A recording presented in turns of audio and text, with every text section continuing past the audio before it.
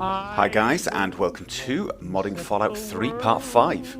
Now this video is going to focus on visual enhancement, but it's not completely comprehensive. I won't be covering how to make weapons look better, armor look better, or even people.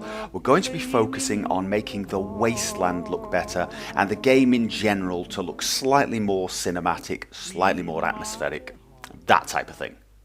Now, one of the biggest problems with Fallout 3 is the fact that even on, if you set the textures to high, they're pretty low quality. So we're going to replace them with some high quality textures. And the ones we're going to replace them with are NMC's Texture Pack. Now here you can see the vanilla textures, and as you can see they're not terrible, but they are pretty low quality. The road is pretty bad. The details on the car are not that great. And with the NMC texture, you can immediately see the difference. The car looks far more realistic and a lot more details. The textures are so much higher quality.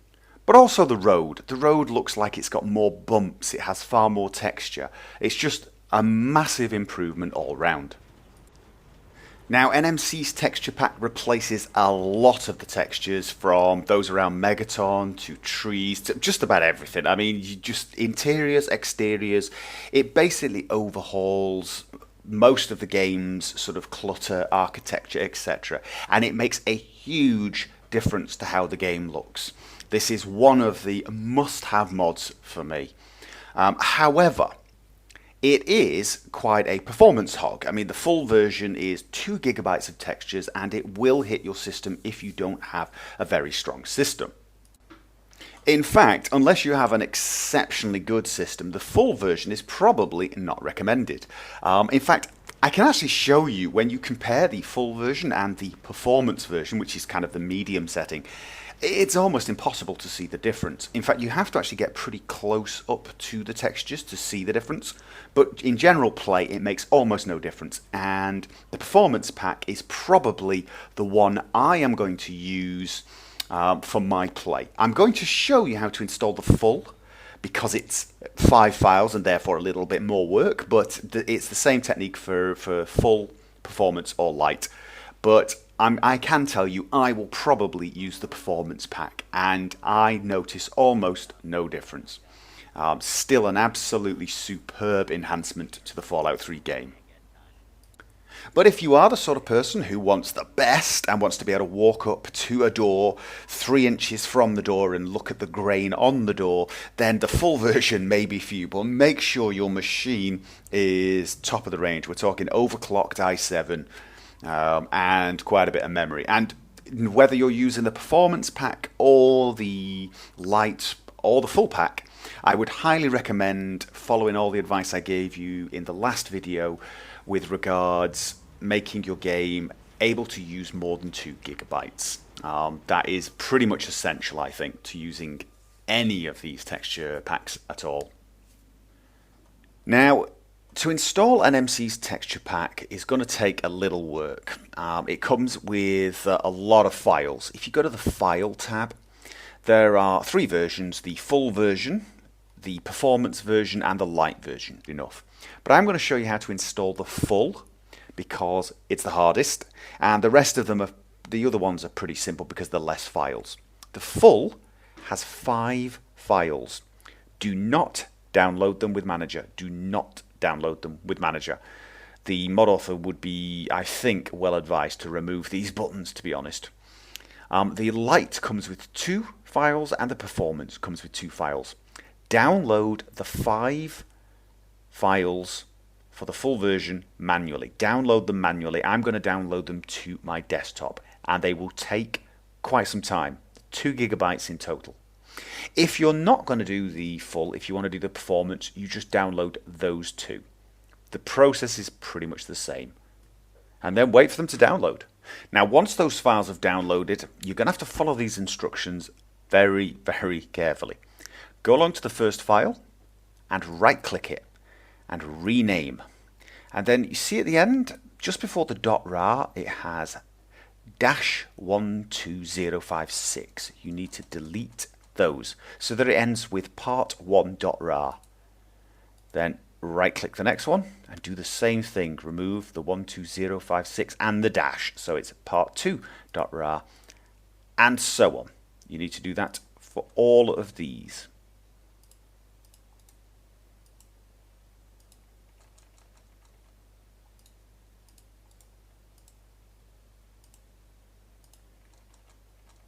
There we are. Now you have 5 parts of the archive. Now, if you were to open this up, this file, with WinRAR, and you must use WinRAR, do not use 7-zip. 7-zip is not going to work. If you were to open it with WinRAR or extract it here, WinRAR would actually extract all 5 automatically. However, you don't even need to do that. The Nexus Mod Manager is actually pretty clever about handling multi-files. So, I'm going to open. Now go along to the Mods tab and click this button, the Add Mod from File, and find the full NMC Texture Pack part1.rar and open. And that will do it. It will now take all 5 parts, all of those files, and it will merge them into one mod. It is going to take quite a lot of time. So be patient, go get a coffee or something whilst it's doing it. Now, once it eventually finishes making this, you're going to have a mod called Full NMC Texture Pack Part 1. Now, I don't like that name, so I'm going to click this icon here and change this a little bit. I'm going to remove the NMCS here. Oh, I'm going to leave that. And I'm going to put NMC dash at the front. And I'm doing that so that it gets sorted alphabetically. And I'm removing the part 1 because it isn't part 1, it's actually all 5 parts. And then I'm going to click OK. Now it'll actually take a few seconds to sort this out. But once it does, you now have a better named pack here, NMC Full Texture Pack. You'll also notice I've got the light and the performance packs already created. I've downloaded them. It's the exact same process, only with 2 files. Oh, and once you've built this, you can delete those files. They can go. And you now have it. To activate the mod, it's very simple. It will take some time because of the size of this mod. You simply hit the activate button and off it goes. Now, this mod does not come with an ESP or an ESM file. It's purely textures. So there's no need to change the load order in your plugins. So basically, once this finishes, the mod will have been installed okay, and you're done. Now, one of the advantages to having all 3 of these the way I've got it is if I find out the full texture pack is a performance problem, I can simply deactivate it and then activate, say, the performance pack and try that instead. Now, with a texture pack like this, you might find your performance is a slightly lower frame rate, but you might also find that it involves things like stutters. So if you turn around suddenly and you get a kind of massive drop in frame rate after you've installed the full pack, that could be because the textures are too large and you just don't have the machine for it. Deactivate it and activate the performance pack. It's pretty much that simple. But even the performance pack is an absolutely, it's miles ahead of the default textures. They're so much better, so much more immersive, and just make your game look so much better. Even the light pack actually looks 10 times better than the default game textures. Okay, so we've got our texture packs, we've got a good lighting mod. I'm using Project Reality here, and things are looking a lot better. But what we're going to be doing now is basically putting the icing on the cake. And we're going to install 4 mods that are going to give us a lot more control over the way the game looks and let us tweak it the way we want. Now, the 4 mods are the Imaginator, Dynavision, Cinematech, and the Director's Chair. And the reason I've decided to cover them all together is because when used with the Director's Chair, they become very easy to use. It's got a very user-friendly interface. So it's actually helpful to show you that before I show you the details, before I show you the advanced stuff. So let's actually cover the mods themselves. We'll start with the Imaginator. Now, the Imaginator is a mod that lets you control light. Mostly light, some other things as well, like depth of field, but mostly light.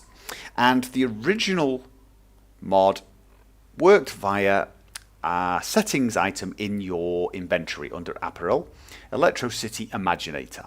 If you've never played Fallout New Vegas, you may be a bit confused by the name. It's a New Vegas mod, don't worry about it. But when you clicked on this, you could change things like the contraster would let you change contrast, saturation, brightness, etc.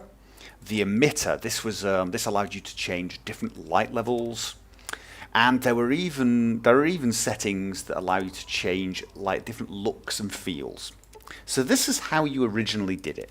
However, with the director's chair, you simply press the F7 key and you get this menu pop up on your heads-up display. It's usually helpful to look at something slightly dark. But I cannot move now. My arrow keys are no longer working. I can look. Time continues to go by, so if something was attacking me, I'd be dead. But I cannot move. Instead, my arrow keys now allow me to go up and down this menu. And so, for example, I'll show you the emitter. If I now use my right arrow key, I can cycle through lots of different presets. Right, this one makes the lights a lot brighter. This is a very cool one to have at night, and as you can see, it makes daytime and the sun massively, massively bright. But there are even more. That one, the bloomer. Now, obviously, these light settings are going to have different effects depending on the weather mod you're using. So if you're using Fallout, you're going to get very different results to if you are using Project Reality, as I am. And so on. But this is why this mod is so good. It gives you this type of control that you can, it doesn't matter which mod you actually have installed. Now, once you've finished, you just press F7 again and the menu disappears and you carry on. Now, the Imaginator also lets you control light in another way from the number pad on your keyboard. This means you don't have to go into the Pip-Boy menu. And if you've got Director's Chair installed, it will even give you the numbers that of your brightness, contrast and saturation. Now, you start this by pressing the 0 key on the number pad and keeping it pressed. And when that happens, you see brightness, contrast and saturation. Then the numbers on the number pad actually control things. So for example, the 8 number increases brightness. If I keep my finger on it, you can see brightness increasing. And then the 5 key, the one underneath it, decreases it. And I can do the same for contrast, using the 7 key to go up and the 4 key to go down.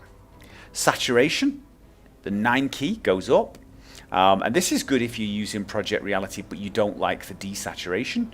You can increase the saturation so the colours become more and more vibrant, as you can see. I mean, that's a little too colourful perhaps, but you get the idea. And if you take your finger off the 0 key, a few seconds later, this little menu disappears. Now, if you remember in the last video, I was covering performance, and one of the ways I suggested you might find some performance is to try windowed mode with a fake full screen. And I said the disadvantage to that was you couldn't change the in-game brightness by going to the settings. The brightness would have no effect. But I did tell you we were going to be able to fix that another way, and it is in fact using this mod. Again, it's the 0 key and the brightness. So you can of course change the brightness, and this works even in windowed mode. So that solves that problem. Now, brightness, contrast and saturation are not the only thing you can change this way. If I take my finger off the 0 key and I then press the plus key that is on the number pad, I get green, blue, red, orange, and I can then press, for example, 7 increases green, and I can keep doing that, and 8 increases red, and so on. The only disadvantage to the tints this way is you cannot decrease them. There's no key to decrease them, so that's unfortunate. Also, I seem to have my grenade hotkey set to the same key, so I will have to change that. Now, to actually change the tints back, you need to go into the Pip-Boy, go along to the Imaginator settings, Tintor, reset Tintor modifications, and that will reset those. Now, if we go back to the menu with the F7 key, the Imaginator also has a lot of preset styles with tints and lights set for you. If you go all the way to the top, the Cinemator style, there are a lot of these. If I go to the first one, this is rich color with blue shadows. This is a little dark, I think, for the Project Reality. Again, it's going to depend on the lighting mod you use. But for example, the ultra cool blue really brings out the blue in things, as you can see. This one, alongside this emitter setting, is pretty incredible. Colors are very, very deep indeed, and the light is pretty intense. But again, completely up to you. There are a lot of different presets, including some fairly cool ones. Some of them work better with the vanilla light or with Fallout than they do with things like Project Reality. The Aeon Blue Apocalypse, for example, you definitely need some. I would actually suggest Marvelous Modification. This one is actually supposed to look completely dark and blue. And yes, you might be wondering, why would I want to play that way? And yeah, true. But you never know. Some people like that. You have complete control on how you want to play. The one below it is the Cinematic style. Now, these were styles specifically designed to go with a mod that adds film grain. Oh, we're getting some clouds now. And the Cinematic styles add things that are far more like old movies. So this is blurry old film. This edge blurred vignette. So this is kind of like an old TV or an old projector. Apparently, according to my good eye, this is very similar to when they smear Vaseline on a lens, apparently, to get a certain effect. This one I like, the John Wayne's Slow Shutter, which I keep accidentally calling Slow Stutter. Oh, good grief. It would seem the weather is changing. I think we need some sunny weather for this. Okay, that's a little better. Back to the sunny weather. It's a little easier to show you some of these. So I was showing you the Cinematic styles. This is the Trek Vaseline cam. And as you can see, with different weather conditions, different lighting moods actually suit better. This is the Slow Shutter one, John Wayne's Slow Shutter. Very almost black and white, sepia sort of style. You'll notice this one's got a lot of edge blur. This one does not work very well with Project Reality, but it works really well with Fallout, I've found. And so on. So you can pick your mood and play that way. Now, the Imaginator also allows you to have depth of field. Now, for those of you who don't know what depth of field is, it's where you have a certain focus. You can focus certain places, and outside of that, the image is a little blurry. And usually we use depth of focus to hide the distant terrain. So if I go to, that's Dynavision soft focus, the depth of field and take it to horizon clean low. What is happening now is it's applying a small blur to distant objects. And as I increase this, I'm not sure you can see it on the video, but right now the rocks up on that ridge are slightly blurred, and the further you go away, the more blurry they get. And that actually, it takes away one of the big problems that this game has, in that very distant objects tend to be very non-detailed, very low resolution almost. So this makes them slightly blurred, as if there's a slight mist or you can't quite see that far. And it actually makes the game look better. So you can control that from here. But that also brings us neatly on to our next mod. And the next mod is actually Dynavision.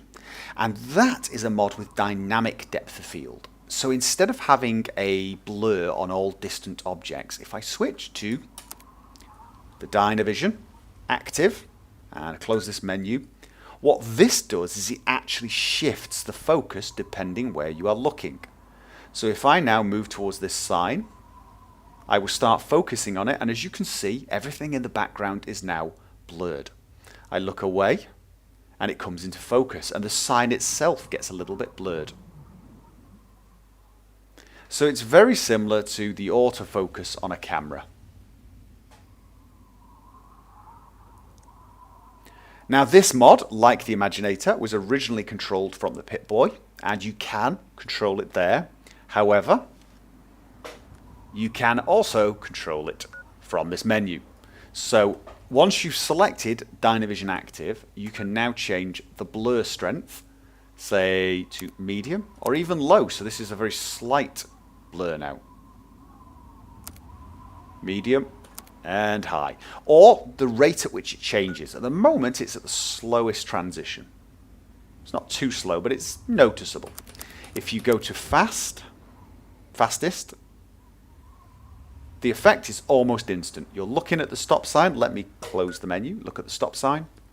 Look away. It's focused straight away on the distance objects. I look at the stop sign. Immediately everything blurs. So fast focus. I quite like the fastest focus. But again, you can control it all from this menu. And lastly, the last mod we're going to cover, Cinematech. Now Cinematech is a mod that adds film grain. Now, some people get confused about what this is and why people would want it. Film grain adds basically a sort of static effect to the game that makes it look more like you're looking at a TV or even a film. It gives the image some texture. It softens it a little bit, and a lot of people like it. You actually find film grain in a lot of games. Left 4 Dead, for example, or Left 4 Dead 2, maybe both, that had film grain, if you wanted it. Now, we don't have any at the moment, so let's F7, go to Cinematech Film Grain. Now, the first option is just a hint of static, or just a touch of static. I'm not sure if you can see that on this video, but it's a very subtle effect. And it does make it feel like I'm looking at a television rather than a high-res computer screen. And again, that might not be for you. Some people don't like this effect, but some people love it. It actually also looks like, when you take a screenshot, it looks like it's been printed on old photo paper. It's very, very nice. This is the medium subtle grain. This is the default grain you will get when you first install Cinematech. It's a little more aggressive, and it does look like you're seeing a little bit of interference over the TV signal. And as you go through them, they get stronger and stronger. This looks like a very old TV with scan lines. 8mm film. And then they get even more intense. My personal favorite is the Hollywood Heroes. As you can see, this effect makes it look like a very old movie camera with where the film's been damaged and cracked. And I think this goes very well with the John Wayne slow shutter.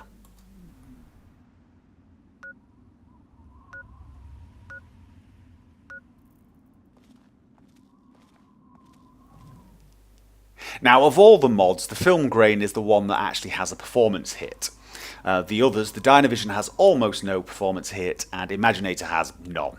This one does have some effect, so obviously you're going to have to choose carefully which you have. Also, personal taste as well.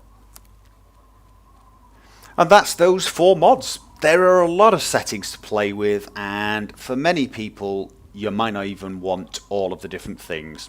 But the beauty of having the director's chair is you can turn off say you only want the depth of field, but you don't want film grain, that's fine. When the film grain is off, it has absolutely no effect on your performance. The same is true of the depth of field. If you turn it off, it is as if the mod is not installed. You don't have to worry. So if the only thing you want is the ability to just quickly switch through different moods, you can still have all of these mods installed, and because you've got them installed, you can have the director's chair and control everything from this very useful little menu. But I quite like the Dynavision. But then, it's completely up to you. That's the entire point of all these mods. Now, installing Dynavision is pretty simple. It's a single file. If you go along to the file section, download with Manager, and once it's finished downloading, select it and activate. It's pretty simple. For load order, it really doesn't matter that much, but I would generally put it at the bottom. I generally put light mods at the bottom. Now, the Imaginator is the same. Basically, go along to the page, download with Manager, and wait for it to download. And once it's downloaded, just go along to it and activate. Very simple. Again, this time actually, this file is actually flagged as a master. Not 100% sure why. However, I'm going to put it just below iHUD. Again, I don't think this matters too much where it goes. I know in Fallout New Vegas we recommended putting the Imaginator later on, so not totally sure why this is a master. I will ask my good eye for some confirmation on that and post a link back here if anything changes. Now, Cinematech is slightly more complicated, but not much. If you go along to the file section, there are currently two versions. There is the 1.1.1, which was for Fallout Mod Manager, and there is the one that is fixed for NMM. I've left this one in the old versions just in case people are using very old versions of Fallout Mod Manager, which will not use the latest scripts. However, if you've been following my tutorials, you're using NMM, so download with Manager. This will take a little longer to download because it has quite a lot of graphics. Now, once it downloads, select it and activate. Now, you'll get this little install screen. Hit the install button and wait. It will take a little longer than the other ones. And there is one other thing we're going to have to do. You will get this message. It is attempting to overwrite the HUD main menu XML. Yes. Click yes to this. Basically, don't worry about it. It's injecting itself into that file. You'll notice it was replacing the file installed by Adjustable HUD. So don't worry. It's using a technique that I use in the Unified HUD project, which I'm going to show you as well. But that Cinematech is now installed. Now, the director's chair is similar to Cinematech in the installation process. It's a lot smaller, so when you download with Manager, it should only take a second or so for it to appear in Nexus Mod Manager. And when you activate it, you will get a little screen, and you click the install button, and it will ask you if you wish to overwrite one file. Yes. Don't worry about that. But that's it. You've now got all 4 of those mods installed. Now, once again, I mentioned Unified HUD project. Again, this basically takes these 14 mods and makes sure all of them can work together, because all of them add something to the heads-up display XML, and rather than make you edit it manually, this mod will do it for you. However, currently, with what we've installed, it's still not necessary. Cinematech